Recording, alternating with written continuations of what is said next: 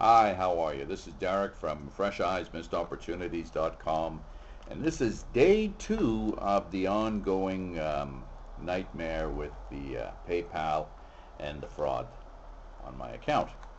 Anyway, PayPal this morning at 9:12 sent me an email.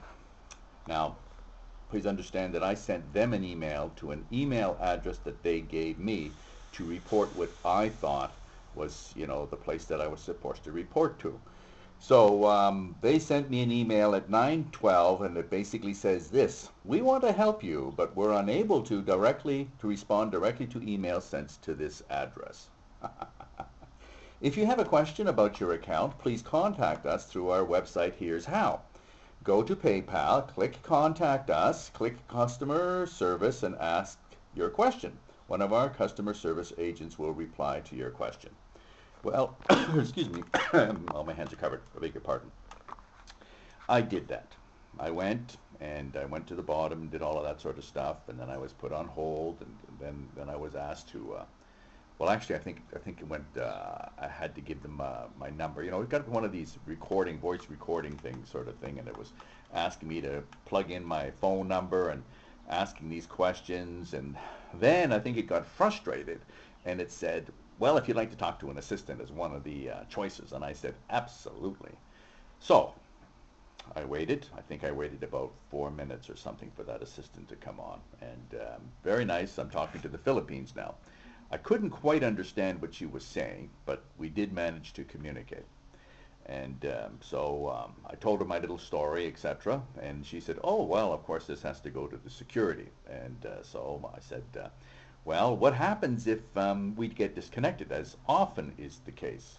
I'm not talking about PayPal getting disconnected. I'm talking about anyone getting disconnected. And a good thing to do is to ask, will you call me back, because they had my number.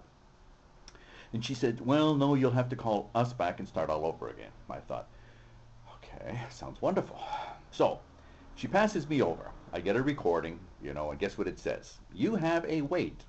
Unfortunately, something like that, there's very bad weather conditions, and all the staff haven't been able to come to work, and you have a wait will be about 1 hour. Now, it's 7 minutes actually, and 1 second during that 1 hour period of wait. So I thought I would utilize that time and talk to you about this frustration. And I'm holding this here because I know if the guy that comes on or the gal that comes on the line and she doesn't hear me say something to her, they're going to hang up, right? Because that's what they do. They're not smart enough to think, hey, wait a second, there's somebody there talking to somebody else, and maybe if I just have a little bit of patience, bang, bang, bang. So excuse me for that. So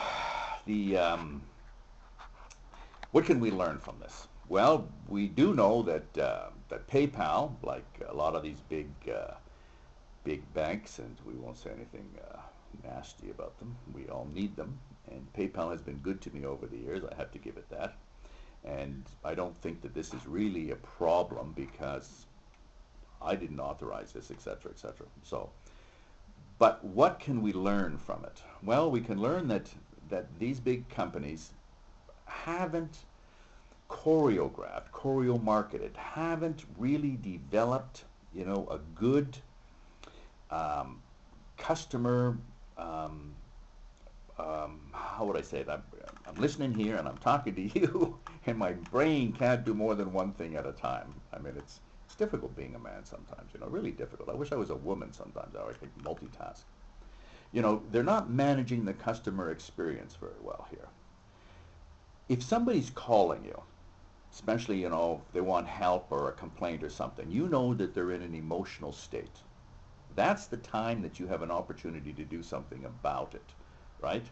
That's the time that you don't want to lose that customer. You don't want to badmouth that customer. You don't want that customer to use social networks or media like Twitter, etc., and say, hey, guess what? This company is, and I'm really angry.